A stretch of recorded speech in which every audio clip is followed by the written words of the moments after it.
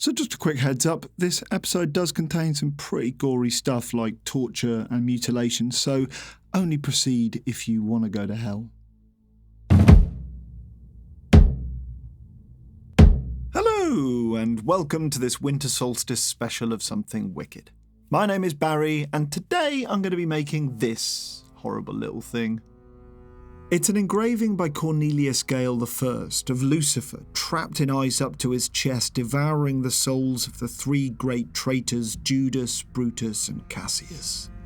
This depiction of the devil is based upon the great medieval work, Dante's Inferno, and in this episode of Something Wicked, we're going to be joining Dante in his descent through the 9 circles of hell. We're going to travel through fire, ice, and damnation. But before we can go anywhere, we're going to need some bones.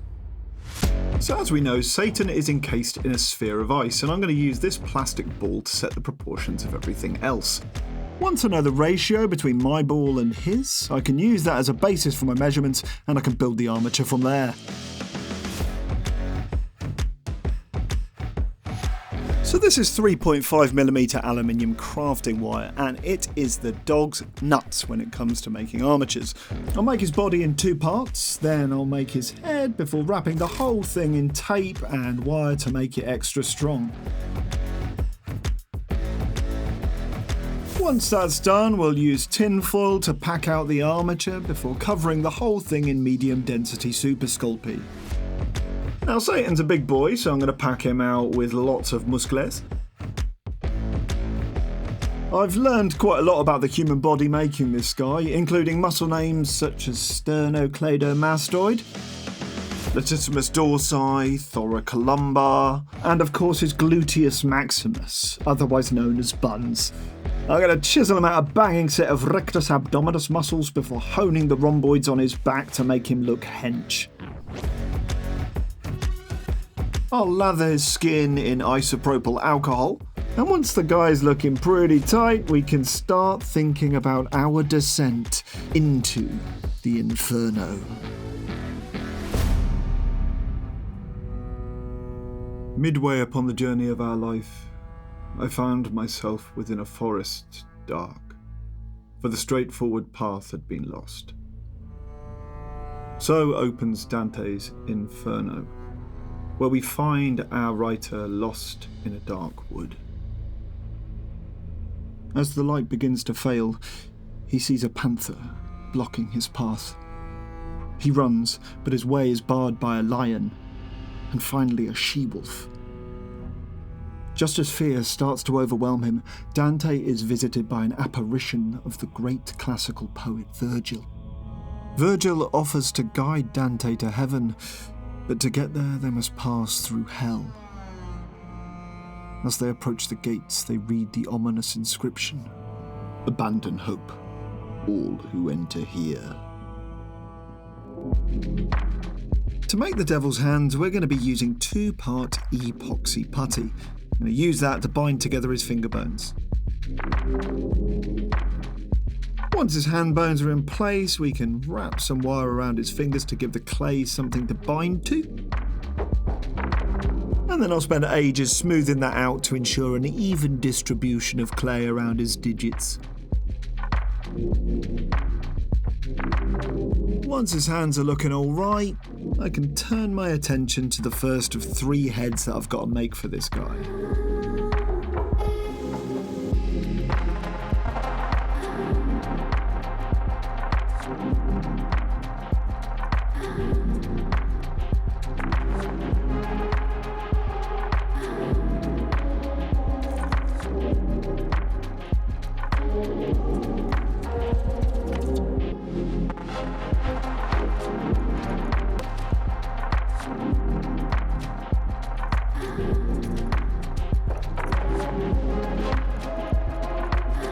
And with the first draft of our guy's hands and face in place, it's time to rejoin Dante and Virgil at the entrance to hell.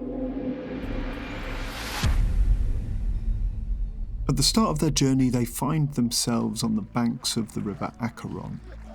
They see countless lost souls wailing and lamenting, waiting to be borne across the river by the demon boatsman Charon.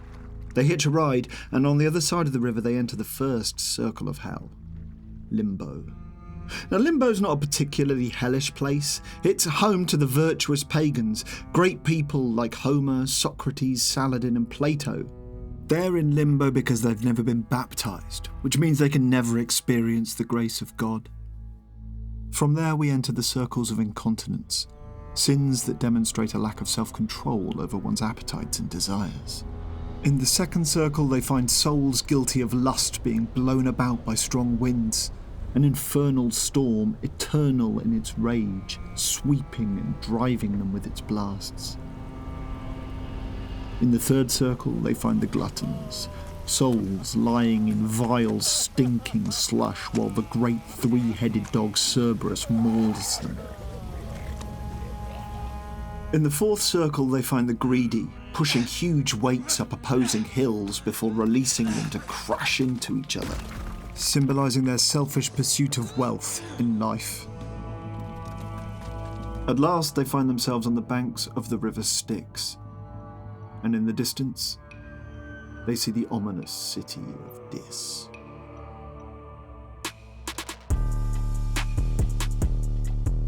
So Lucifer has three heads in this image. The central face devours Judas, representing Satan's ultimate betrayal against God, but the other two heads are chomping on traitors against the state.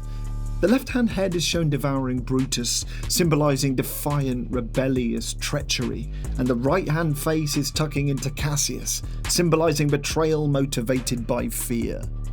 Now Satan's a hairy boy, so to make my life a little bit easier, I'm going to use a clay extruder to spoff out a nice long noodle of clay.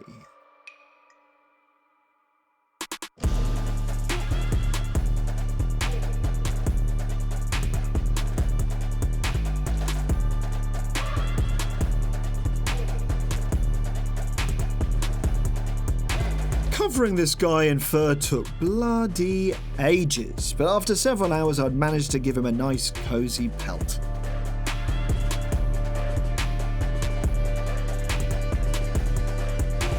Cosclay, when it's cooked, is more flexible than Super Sculpey, which means that those hairs on the sides of his arms will be a little bit more rubbery and less prone to being knocked off. Now once those hairs are in place, I'll make a start on this guy's facial furniture. I'll give him a nice luscious Cosclay beard, and then I'll twizzle some wire and a drill so I can make a start on his horns. So the devil's face is really starting to come together now. But there is one key feature that I'm not 100% happy with.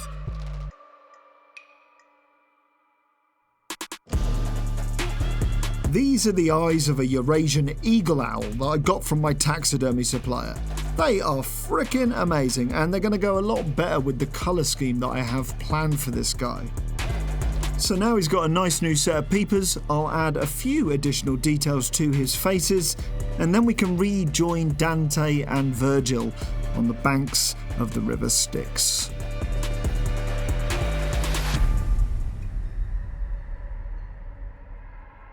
Virgil commands the demon boatsman Phlegyas to bear them across the river.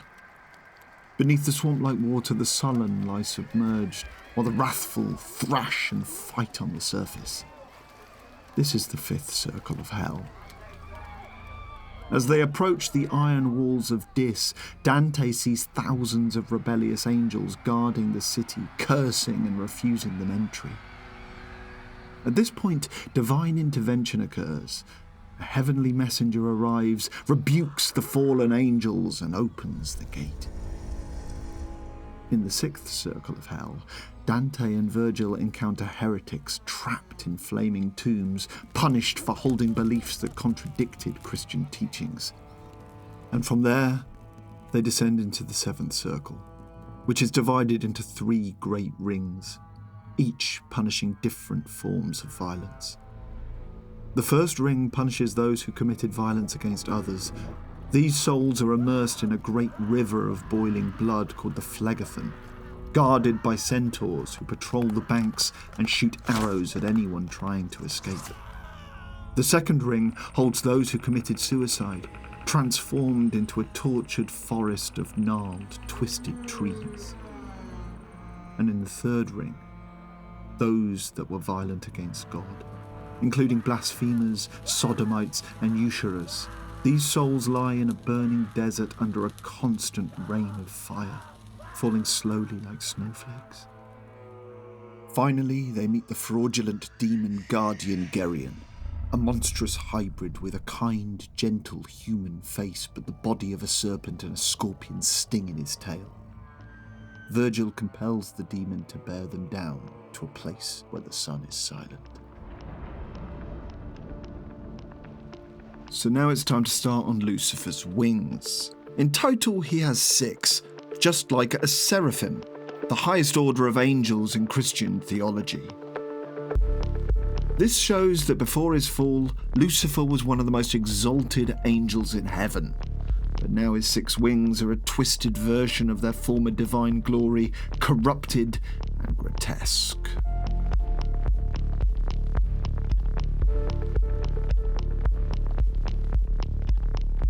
Once I've made the bones for all 6 of his wings, I'll use my trusty pasta roller to flatten out a nice sheet of cosclave for the membrane. To help it stick to the bony bits, I'll paint on some oven-baked clay adhesive, and once the membrane is in place, I can start shaping the wings up.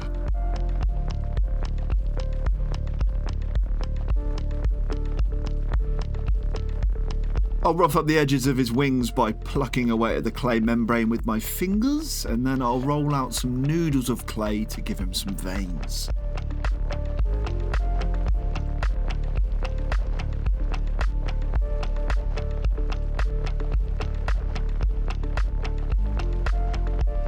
Now, the flesh at the back of his head is fused in a way that makes it look like he lost an argument with a waffle iron.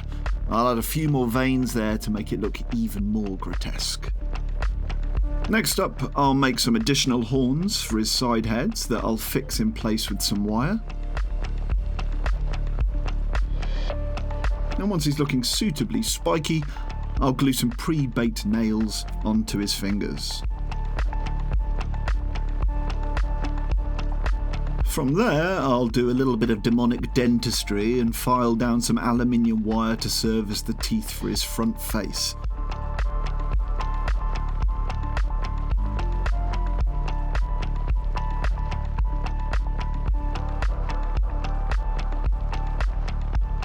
I'll lock his 6 wings in place, and that pretty much concludes the clay work for this guy. So I'm going to pop him in the oven while you click the subscribe button, and then we're going to rejoin Dante and Virgil in the penultimate ring of hell.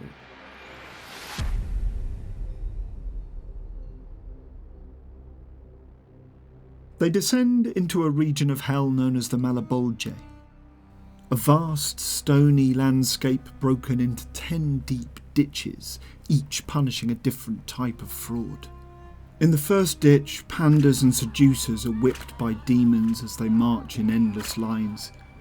The second ditch holds sycophants, trapped in a river of excrement, symbolising the false, filthy words they spewed in life.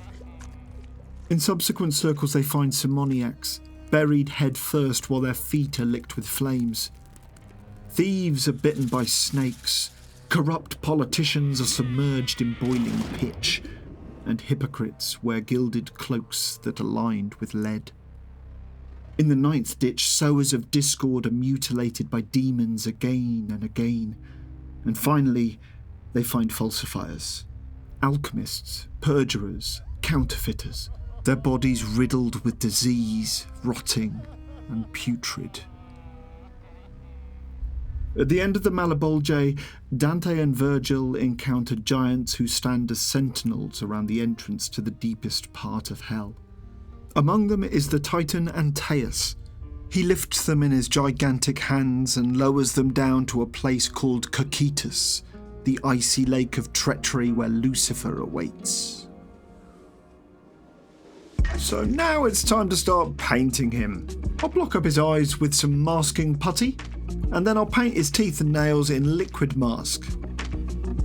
Once that's done, I'll load up my airbrush with black paint and apply a smooth base coat to the Lord of Darkness.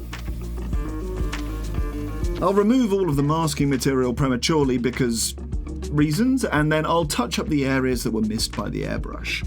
Next up, we'll give his fur a nice coat of predictable fur brown paint that I'll lather on munificently, before loading up the airbrush with a skin tone mix to lighten up all of his fleshy bits.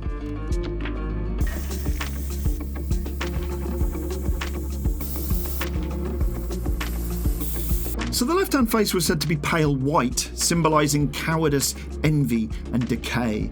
I'll use that as an opportunity to make him look like the bassist from Kiss, and then we can get started on the right-hand face. This face was said to be black, symbolising ignorance, darkness and death, reflecting the moral and spiritual void of ultimate betrayal. And the central face is red, representing hatred, rage and bloodshed, and it is still the colour we think of for the devil to this day. Once he's all rouged up, I'll do a spot of dry brushing to accentuate his facial features, and then I'll get started on his horns. A soft tone wash will bring out the detail in the clay, and once I've applied some more red to his hands and touched up his nails, we can get started on his wings.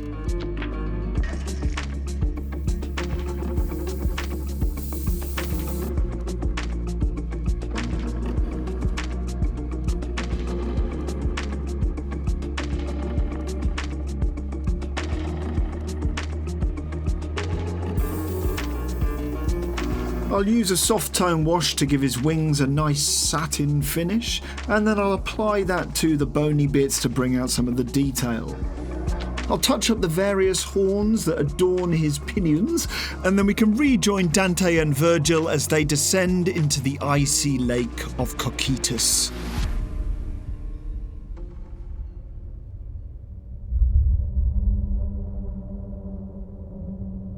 I saw the vast lake frozen to its depth like glass. It seemed not water, but a sheet of purest crystal, unmoving and cold. And beneath that ice the shades lay fastened, their faces raised, their tears frozen in their eyes, a witness to their eternal grief. The ice stretches endlessly, trapping the souls of traitors in its glassy surface. Some lie buried, while others lie half submerged, gnawing and tearing at each other. Dante and Virgil strike out across the great icy expanse, with the silence broken only by muffled screams and the slow, icy sweep of 6 enormous wings. So now we're in the last stretch of the build, and back where we started with this little plastic ball. I'll cut out space for Beelzebub's waist to fit into, and then I'll start to get him ready for his resin bath. Now, despite my best efforts, he's a little bit tall, so I'll practice a bit of medieval surgery to get him to the right size. Once that's done, I'll silicone the ball onto a sheet of HDPE plastic, and then I'll rig up a little contraption to hold everything in place. I'll paint him in a thin layer of resin to help prevent bubbles forming in his fur, and then I can mix up the rest of the resin.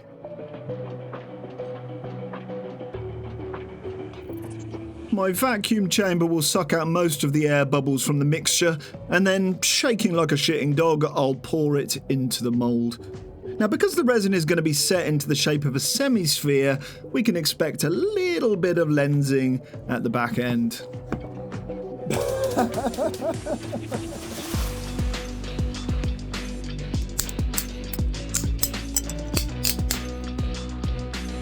Resin can be a bit of a prick, and predictably something went wrong. The body of Satan had been too close to the front of the mould, which created some large air gaps that need to be filled in. Now, Lucifer is not alone in his icy prison. The souls of countless traitors are trapped in there with him, so I spent bloody ages cutting them out of the original image so I can print them later on. At the centre of the ice, the word Centrum Mundi encircles Satan's junk. This translates as the centre of the earth, but at this time Europeans were adhering to the geocentric view of the universe, and that placed the earth at the centre of everything. Now, while it might sound flattering for your trouser lance to be dubbed the centre of the universe, this is no divine endorsement. Satan's Todger represents the coldest, most desolate corner of existence, where life, warmth and hope have been utterly snuffed out.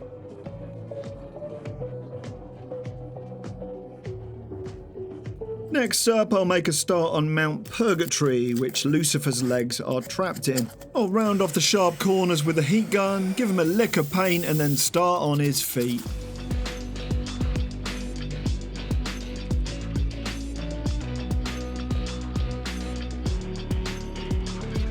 I'll give him a little pedicure, and once his footsies are fastened in place, we can get on with the sinners that Satan is munching on, and also these little depictions of Dante and Virgil. I'm going to knock those up in a piece of software called Pose Tool 3D Pro in my first foray into 3D printing. From there, I'm going to use a piece of software called Nomad Sculpt to get them ready to send to the shop, and once I get them back, I can start painting them before positioning them into Satan's gaping maw.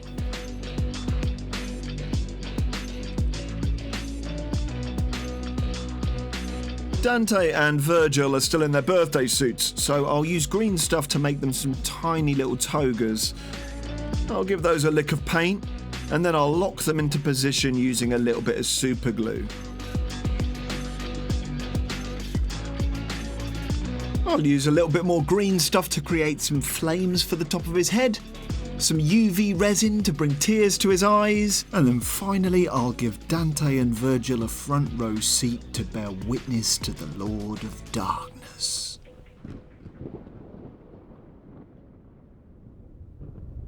The Emperor of the Realm of Woe stood halfway out of the ice. Oh, what a marvel it seemed to me when I beheld 3 faces on his head. At every mouth, he with his teeth was crunching a sinner like a press, so that he 3 of them tormented thus. With 6 eyes he wept, and from each of his 3 chins tears and bloody drivel trickled down. And beneath each face stretched 2 mighty wings, featherless and shaped like those of a bat. And as he flapped them, 3 winds arose, freezing all of Cocytus in their icy blast.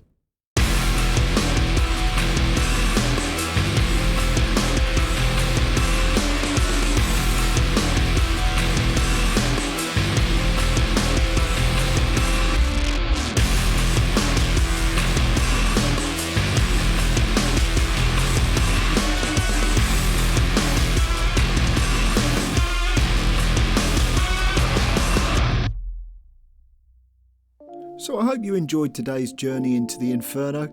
If you'd like to help me make more horrible stuff like this, then please consider supporting me. You could share this video with someone, check out my shop where you can currently purchase this awesome Inferno 2025 calendar, or maybe consider supporting me on Patreon like these absolute legends. Thanks for watching. Until the next time, stay wicked.